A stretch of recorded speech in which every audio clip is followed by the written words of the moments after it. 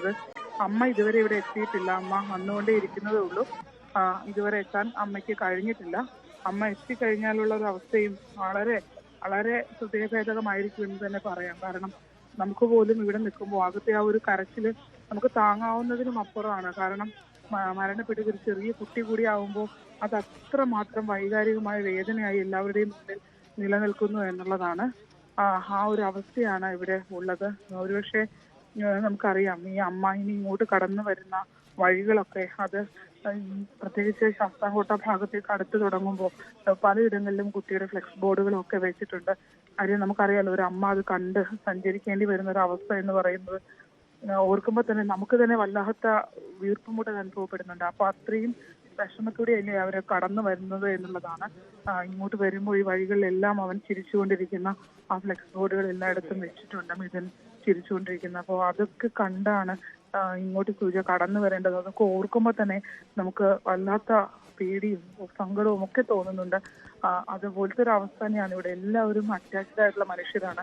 പരസ്പരം അങ്ങോട്ടും ഇങ്ങോട്ടും അറിയുന്ന വീടുകളും സംസാരിക്കുന്ന വീടുകളും ഒക്കെയാണ്. അതുകൊണ്ട് ആ ഒരു നാടിന്റെ തന്നെ ദുഃഖമായി ഈ സംഭവം മാറുന്നു എന്നുള്ളതാണ്. അത്തരം ദുഃഖകരമായ ഒരു അവസ്ഥയിലൂടെയാണ് അവര് ഇപ്പോൾ കടന്നുപോയിക്കൊണ്ടിരിക്കുന്നത്. എല്ലാവരും അമ്മയ്ക്ക് വേണ്ടി കാത്തിരിക്കുകയാണ്. ഏൽപ്പിച്ചിട്ട് പോയ മുത്തശ്ശി, അതായത് അമ്മിണി എന്നാണ് ആ മുത്തശ്ശിയുടെ പേര്, അമ്മയെ ഏൽപ്പിച്ചിട്ടാണ്, ഭർത്താവിന്റെ അമ്മയാണ്, അമ്മയെ ഏൽപ്പിച്ചിട്ടാണ് സുജ രണ്ട് കുഞ്ഞു മക്കളെയും ഏൽപ്പിച്ചിട്ടാണ് അമ്മ ജോലിക്കായി പോകുന്നത്. നമുക്ക് അറിയാം എത്രമാത്രം ഹൃദയഭേദകമാണ് ഒരു അമ്മ ചെറുപ്രായത്തിൽ കുട്ടികളെ വിട്ടിട്ട് വിദേശ രാജ്യത്ത് പോയി ജോലി ചെയ്യേണ്ടി വരുന്നത് എന്നുള്ളത്. അത്രമാത്രം ഒരു അവസ്ഥ അവരുടെ ജീവിതത്തിൽ ഉള്ളത് കൊണ്ട് മാത്രമാണ് ആ അമ്മ ഇട്ടിട്ട് പോകുന്നത്. അവിടെ വളരെ സുരക്ഷിതമായ ആ കുട്ടികളെ അമ്മുമ്മ നോക്കി. പക്ഷെ ഏറ്റവും സുരക്ഷിതമെന്ന് നമ്മൾ കരുതിയ നമ്മുടെ മക്കൾ സ്കൂൾ ടൈമിൽ അവർ ഏറ്റവും സുരക്ഷിതമെന്ന് നമ്മൾ രക്ഷകർത്താക്കൾ വിചാരിക്കുന്ന ആ സ്ഥലത്ത് വെച്ച് അങ്ങനെ ഒരു മരണം സംഭവിച്ചു. അതിൽ വലിയൊരു അനാസ്ഥയും കൂടി കലർന്നു എന്ന് പറയുമ്പോഴാണ് അതിന്റെ ഒരു തീവ്രത ഏറുന്നത്. ഇപ്പോ അമ്മ ഇങ്ങോട്ട് എത്തിക്കൊണ്ടിരിക്കുന്നു എന്നുള്ള വിവരമാണ്. ഉടനെ തന്നെ സുജ എത്തുമായിരിക്കും. സുജ എത്തിക്കഴിഞ്ഞാൽ ഈ ഒരു റിയാലിറ്റിയുമായി അവരെങ്ങനെ യോജിച്ചു പോകുമെന്നുള്ളതാണ്. ഇപ്പോഴും എയർപോർട്ടിൽ നിന്ന് ഇറങ്ങി വരുന്ന സുജയുടെ ദൃശ്യങ്ങൾ നമ്മൾ കണ്ടതാണ്. അവിടെ അതുവരെ ആ ബന്ധുക്കൾക്ക് അടുത്ത് എത്തുന്നവരെ പിടിച്ചിരുന്ന സുജ അപ്പോ ആ ഇളയ കുഞ്ഞിനെയും സഹോദരിയും കണ്ടതോടുകൂടി അവിടെ തളർന്നു വീഴുകയായിരുന്നു. താങ്ങിയെടുത്താണ് അവര് വാഹനത്തിലേക്ക് കയറ്റി കൊണ്ടുവന്നുകൊണ്ടിരിക്കുന്നത്. അപ്പോൾ ഇളയ കുട്ടിയെ ചേർത്ത് മുറുകെ പിടിച്ചു നിൽക്കുന്ന ആ അമ്മയാണ് നമ്മൾ കണ്ടത്. ഒരിക്കലും ഒരമ്മ സ്വന്തം കുഞ്ഞിനെ, പ്രത്യേകിച്ച് ഏറ്റവും അധികം അറ്റാച്ച്മെന്റ് അമ്മയ്ക്കുള്ളത് മൂത്ത കുട്ടിയോടാവും. കാരണം മാതൃത്വത്തിലേക്ക് കടന്നു വന്ന അവർ ആദ്യം ഏറ്റുവാങ്ങിയ മകനാണവൻ.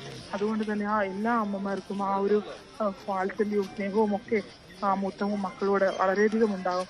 അങ്ങനെയുള്ള ആ ഒരു ആളെയാണ് അവർക്ക് നഷ്ടപ്പെട്ടിട്ടുള്ളത്. നമുക്കറിയാം ആ മാതൃഹൃദയം എത്രമാത്രം വിതുമ്പിയായിരിക്കും ഈ സാഹചര്യങ്ങളെ ഫേസ് ചെയ്യുന്നെന്നുള്ളത്. എന്തായാലും അല്പസമയത്തിനകം തന്നെ അമ്മ ഇവിടേക്ക് എത്തും. അമ്മ എത്തുന്നതിന് വേണ്ടിയാണ് എല്ലാവരും കാത്തു നിൽക്കുന്നത്.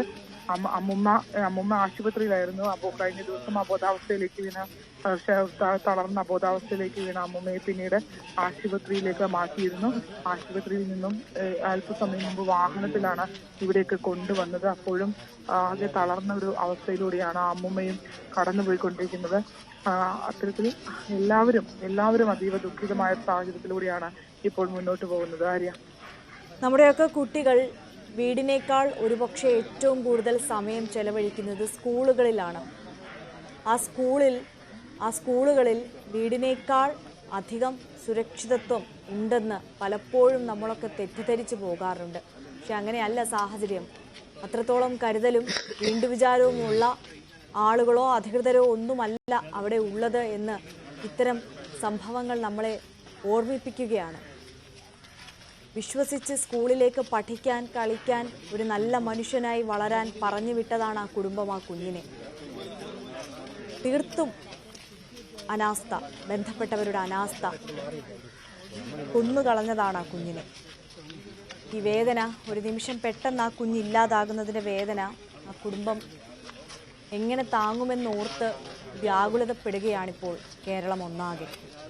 എത്രത്തോളം ആക്റ്റീവായ ഒരു കൊച്ചുമിടുക്കനായിരുന്നു മിഥുൻ എന്നാണ് ആ കൂട്ടുകാരുടെയൊക്കെ വാക്കുകളിൽ നിന്ന് വ്യക്തമാകുന്നത്, നമുക്ക് മനസ്സിലാക്കാൻ കഴിയുന്നത്.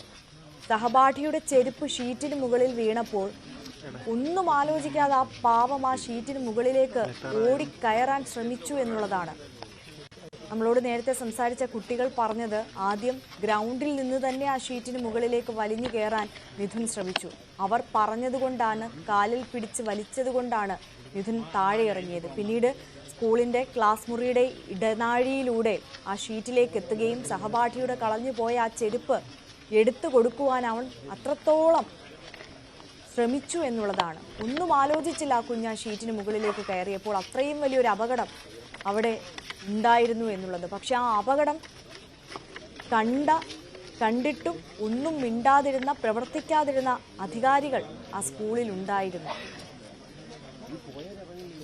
അവർ മറുപടി പറയുമോ ഈ കുടുംബത്തിനുണ്ടായ ഈ വലിയ നഷ്ടത്തിൽ എന്ന് ചോദിച്ചു പോവുകയാണ്. പക്ഷെ ഇപ്പോൾ അത്തരം ചോദ്യങ്ങളൊക്കെ ചോദിച്ചതുകൊണ്ട്, ആശങ്കപ്പെട്ടതുകൊണ്ടൊക്കെ എന്താണ് കാര്യം? നഷ്ടമായത് നമുക്ക് തിരികെ നൽകാൻ ആ കുടുംബത്തിന് കഴിയില്ലല്ലോ. ആ വിയോഗം, ആ വിടവ് നികത്താൻ ആരെയും കൊണ്ടും മറ്റൊന്നിനെയും കൊണ്ടും സാധിക്കില്ല എന്നതാണ്. കളിച്ചു ചിരിച്ച് ആ സ്കൂളിലേക്ക് പോയ ആ കുഞ്ഞ് ഇനിയിപ്പോൾ ചേതനയേറ്റ് മടങ്ങിയെത്തുമ്പോൾ ആ നാടും നാട്ടുകാരും സഹപാഠികളും വീടുമെല്ലാം ഒന്നാകെ തേങ്ങുകയാണ്.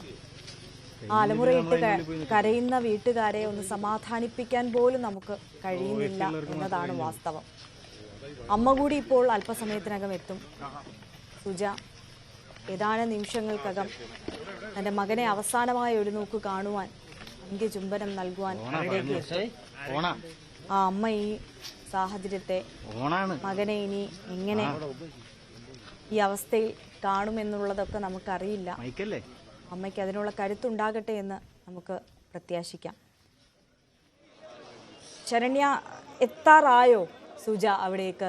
എന്താണ് നമുക്ക് ഏറ്റവും ഒടുവിലായി ലഭിക്കുന്ന വിവരം? എത്താറായെന്നാണ് ബന്ധുക്കള് പറയുന്നത്. ഇവിടേക്ക് ഉടൻ എത്തും എന്നുള്ളതാണ് പറയുന്നത്.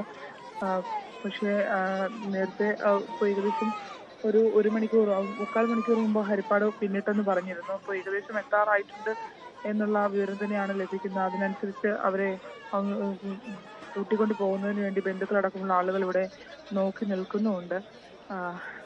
എങ്ങനെയായിരിക്കും അകത്തേക്ക് ഇപ്പോൾ കടക്കാൻ പോലും കഴിയാത്തത്രയും ജനങ്ങൾ വിവിധ ഇടങ്ങളിൽ നിന്ന് വന്നിട്ടുണ്ട്. അധ്യാപകർ, രാഷ്ട്രീയ പ്രവർത്തകർ, ഈ നാട്ടിലെ സ്വന്തം അവന് ഏറ്റവും പ്രിയപ്പെട്ടവരായിരുന്ന ഈ നാട്ടുകാർ. നമുക്കറിയാം, നേരത്തെ ആരും സൂചിപ്പിച്ചതുപോലെ തന്നെ ഇവിടുത്തെ എല്ലാ കുട്ടികളുമായിട്ടൊക്കെ നല്ലധികം ബന്ധം പുലർത്തിയിരുന്നൊരു കുട്ടിയാണ്. ക്ലബും ആക്ടിവിറ്റീസും അതുപോലെ തന്നെ ഫുട്ബോള് ഒക്കെ കളിച്ചിരുന്ന, നേരത്തെ സൂചിപ്പിച്ചതുപോലെ തന്നെ കൂട്ടുകാരന് വേണ്ടിയാണ് അത്രയും കഷ്ടപ്പെട്ട് ആ ഒരു ചെരുപ്പ് എടുക്കുന്നതിന് വേണ്ടി ശ്രമിച്ച് അതിനകത്തേക്ക് കയറാൻ ശ്രമിച്ചത് എന്നാണ്. മാത്രം ആക്റ്റീവായിട്ടുള്ള ഒരു കുട്ടിയാണ്.